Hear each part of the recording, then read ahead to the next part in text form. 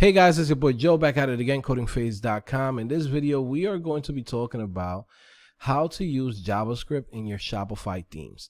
Okay, now this is part of the course Shopify Theme Developer, which is pretty much a bundle of courses that teach you everything that you need to know about Shopify. Okay, I've already taught a couple of the basic stuff inside of the Shopify theme development course.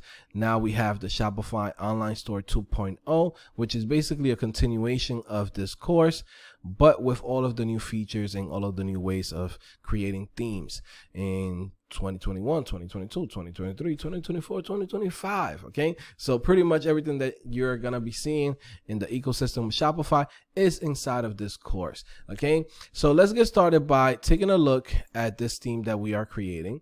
Now this theme is basically like a child theme or a copy or like a starter from the Dawn theme that was released by Shopify, which is open source, which allows us to use their code and use what they have already created.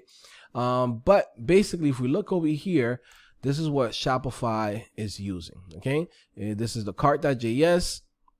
And this is what controls the cart system. Okay, now in here, if we take a look, we can notice that they're using class-based components, right? And we could say these are actually custom elements. Now, for those of you guys that have never seen this before, think about this. This is like React components, but natively, okay, with the browser. Okay, this is all part of vanilla JavaScript. Like, you don't need a framework to do this. Okay, you can literally go in on Mozilla and check this out. Okay, you don't have to use Webpack. You don't have to use any of that. You could just write your JavaScript and pretty much define some custom elements. Okay, a few years ago, I actually went in and created a course on Polymer, and we talked a lot about this because, you know, in the future, or supposedly in the future, we were supposed to all be using custom elements. Okay, did that happen? I don't know. Some people use it. Some people are too comfortable with React and Vue and Angular. Okay, so it's gonna be hard for people to take away their front end frameworks, even though the browser can already do a lot of the things that we use frameworks for. Now, why did Shopify decided to go with this route? Well, actually, it's very simple. The main reason is because it just makes your website way faster.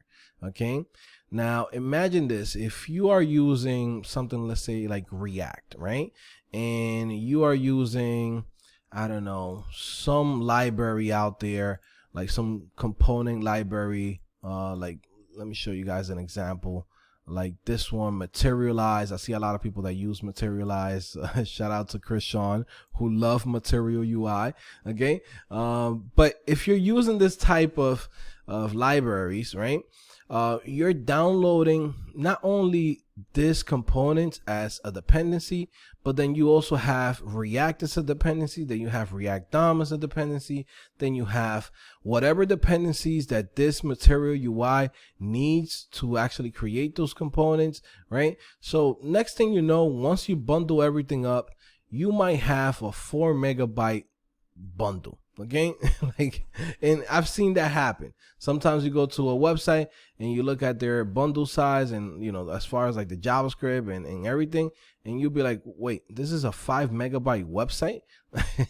But in reality, you could have just built this by hand, right? Most of the things that you use libraries and frameworks for, you can literally do it with vanilla JavaScript and save you all of that, you know, extra bundle size. You don't need a 5 megabyte, 7 megabyte website. Okay, and a lot of times you don't even need to have a single page application for selling products online. Okay, you just need to have, you know, maybe a component like a navigation or a slider or maybe some type of animation. Like, all of that you could do with vanilla JavaScript, or try to find something that is going to be super light, so like that when people go into your website's fast. Okay, now again, I actually found a replacement for JQuery. For those of you guys that still want to use JQuery or something similar to JQuery, I found this one, which is called Cache. It's actually pretty good. It has about, you know, 75-80% of all of the same features as jQuery, pretty much all of the things that you use on a everyday basis as a Shopify theme developer is here.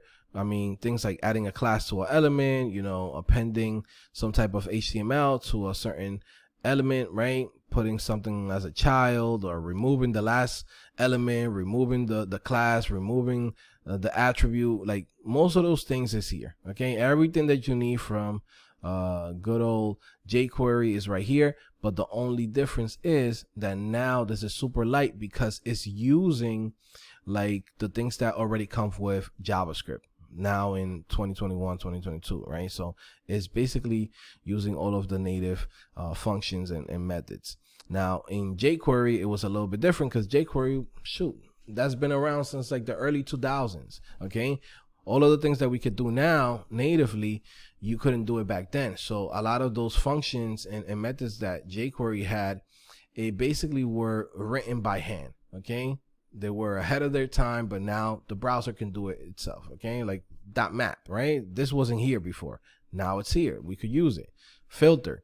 We don't need .filter. We could literally use the one that comes with JavaScript. Okay. Same thing if you wanted to do like Ajax, you could just use the fetch API. All right. So it's pretty straightforward. Okay. Now going back to over here to this section here, if you guys see, we have this thing where it says the cart.js, right? This is the file. There's two ways that we can do our JavaScript. We could put it inside of a file directly like this, and then later on, maybe on the theme.liquid, we can load it up. Okay, we could load up the JavaScript over here at the bottom. So we could set something like that. Or we could go in and actually load up the JavaScript inside of the sections. So let me see right here. Let me see a good example. Let me see if I can find one that is good. So let's say main product, right? So this is the actual product page. This is inside of sections. Main product.liquid. Okay. If we scroll down here, we can see that they're actually writing JavaScript right on the section itself. Okay. So you can actually just write your JavaScript directly in here. You don't have to go and use something like this, which is, you know, again, this is using class-based, and also too is using those custom elements. It's up to you if you want to define custom elements. But again, you could use something like jQuery, or you could use Cache, which is a good replacement, which will make your website much faster. And you could write your JavaScript right here. Now, let's talk about using like some type of framework. There's going to be times where you might say, you know what, wouldn't it be cool to use a framework for this section? Now, you can do it. You can go ahead and use React. You can go ahead and use Angular. You could go ahead and use Vue.js. It's up to you.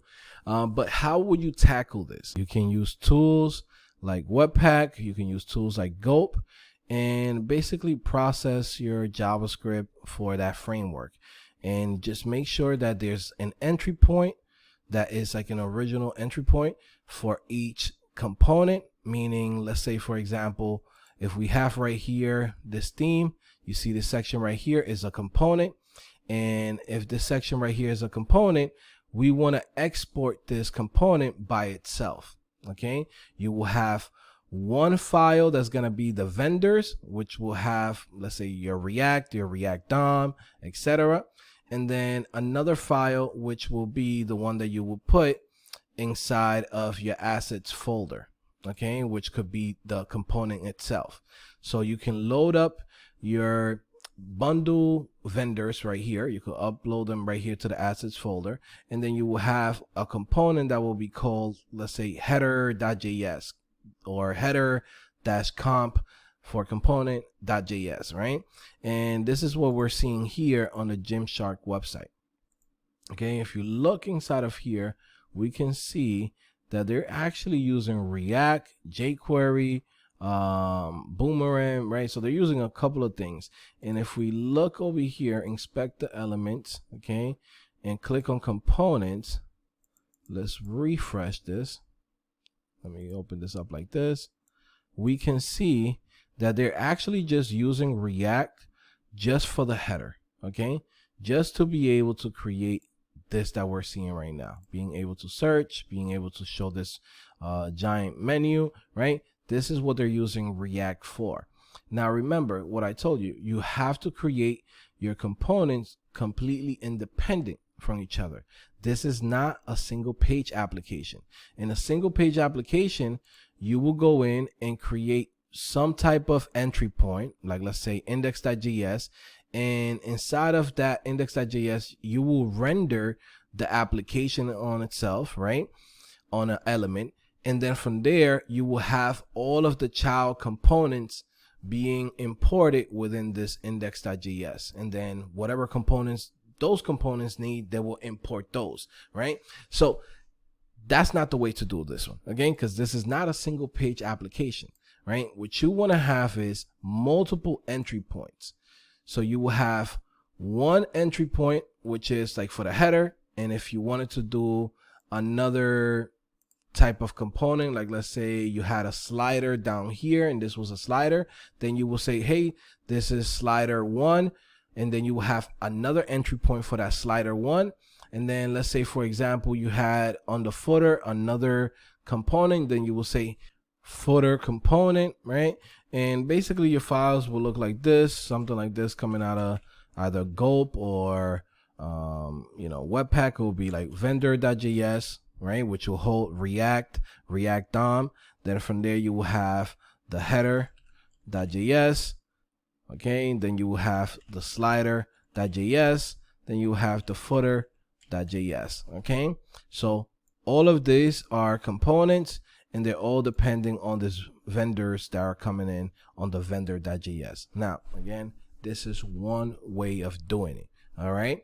Now, another way of doing it is to actually go in and use the same thing that Shopify is doing right here, right? Which is writing your JavaScript right on the sections, okay? Writing your JavaScript right on the sections. And what you would do here is, let's say you're using a framework like Vue.js, and surprisingly, I might be using Vue.js for this course to show you guys a couple of things as far as like using a framework, okay? Because Vue has one thing that is good, okay? Yes, it's a copy of React. Yes, it's a copy of Angular, but it does have its perks. So if we look over here, we could say Vue 3 CDN example, right? Show you guys right here a quick example of this. You can actually use Vue.js with just a script tag, okay? Basically bringing in the package of Vue, and then just using your components and creating them through here. Now, why would I recommend to use it this way in the situation of creating components? Okay, it's up to you. Like I said, you can go and build your components or whatever, your JavaScript, however you want to do it. But why is this important? So let's say, for example, if you look over here, since we are able to write our JavaScript right on the section itself without having to compile it, without having to go in and bundle it up, right? That removes that step of having to deal with Webpack, having to deal with gulp, and you're basically just writing JavaScript, let's say if it's just vanilla JavaScript, right? At the same time, let's say you're using your components. Remember, if we write our components in here, we're still using a .liquid file, okay? So I can come here and do this and do something like this. Imagine this is like a method or some type of function that you have for your, your Vue.js component, right? Or your vanilla JavaScript component, right? And you have something like this, right? You want to print out the product title, right? For now, I'm just going to use the console log. I want to show you guys this live.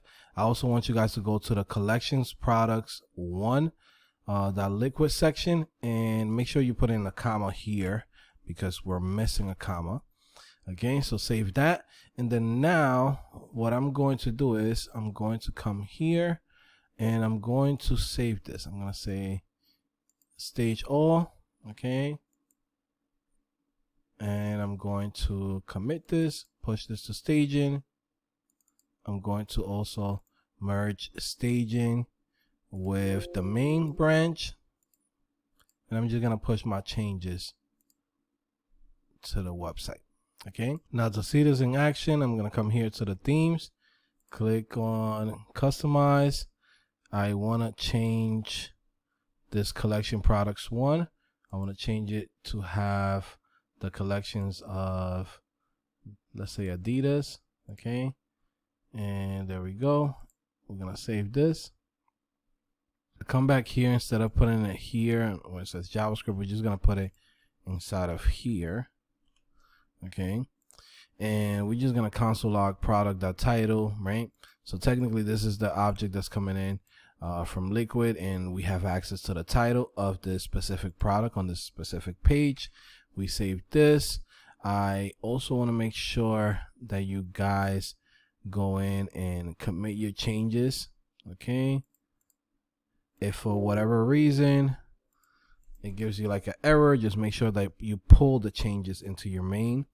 So I'm just gonna say added script tag with console log testing. Okay, save that, and again we're just gonna push.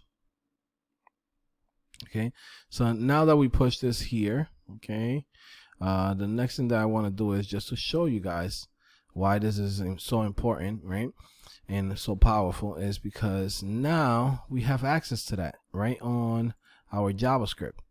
Okay, if we look over here on the console log, we can see it says Adidas Superstar ADS. And if we also look over here on the elements, we search for console log.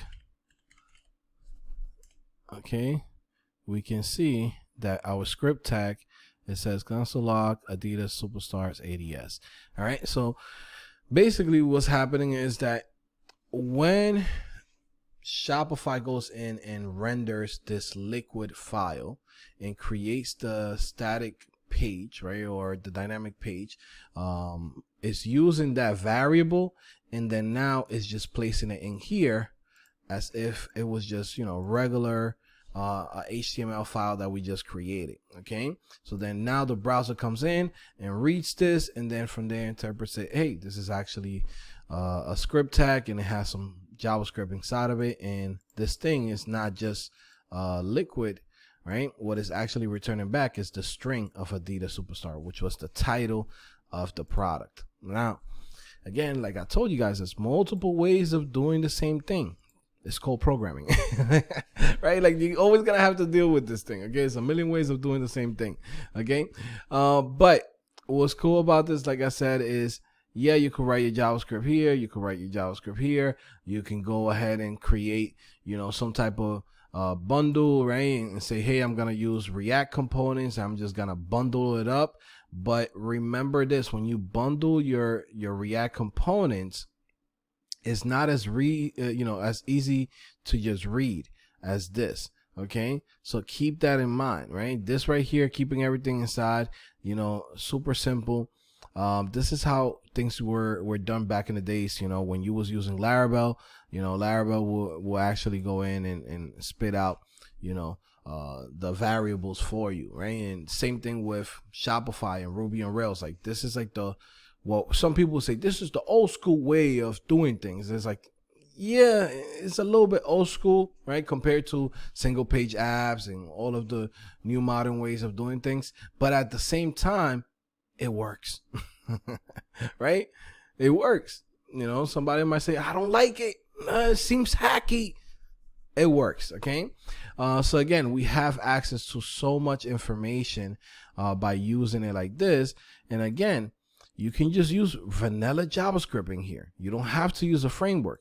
But if you use a framework, you should use a framework that allows you to write basically your JavaScript like this, right? And it's just using a regular CDN. You don't have to compile it, because again, just like I told you guys, if you guys compile something, most likely it's gonna look like this. Let me see if I can show you guys.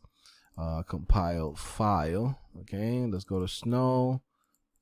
Okay, it's gonna look like this, right? And technically, this is gonna be a headache for you to find exactly where you need to place things. Okay, this is a React component, right? So React, we have to go and compile our React components. Okay, they don't have a way for us to use the CDN and JSX the same way how Vue.js allows us to do, you know, development, right? I know I've been super critical of Vue.js over the years, but this is one of those cases where Vue.js actually shines over React and Angular. Okay, maybe not Angular 1, right? But who wants to go back to Angular 1? Okay, nobody. All right, so hopefully this could help some of you guys out. Okay, in the next few videos we're gonna be using JavaScript. We're gonna be building some things with vanilla JavaScript, right? Things that we might need and, you know, we might use. We're also gonna go in and be using Vue.js for some components or some sections, and then from there we're also going to be talking about the Ajax API. Okay, so that's going to be pretty cool. This is how we're going to get the data, what's happening in the cart, etc. Okay, so hopefully you guys are sticking around and enjoy this, right? So by the way, guys, if you want to learn about these things and you want to take this whole course, this is not a regular Shopify course. This is not, hey guys, this is the basics and we're going to read you what's in the documentation. Like, nah, bro, like we're teaching you everything that you need to know as a Shopify theme developer. Come take the courses at CodingPhase.com. It's the best deal out there. You could buy every single course, $500, everything that's in here, whatever courses get added into the future, you own it. Okay, at the same time, you say, you know what, I just want to start with the basics, Joe. Cool, $20 per month, everything in here except the ones with the fire emoji. Okay, the moment we start getting into Shopify development, you're gonna need to either buy the bundle or sign up for the yearly subscription. Okay, there's a coupon in the description, so take advantage, right? You could always hit me up if you need any financial help, as long as it makes sense. Okay, we cannot sell this thing at crackhead prices, because I'm really putting a lot of effort to make sure to show you guys all of the things that you need to know to become a successful Shopify theme developer in a way where it makes sense to you. Okay, this is what you're paying me for. You're paying me to break down something that could be more complicated to you and make it simple for you. Okay, and teach it to you super fast and teach you everything that you actually need. Not everything that's there. That's what the documentation is for. It's everything that you need to get up and running and get started, and what an employer is expecting of you. Okay, so let's get started, guys. I'll see you guys in the CodingPhase course. And for everybody that's watching this in the course, hey man, we here. You guys are already here. Okay, you're watching this, you're like, yeah, we here already, kid.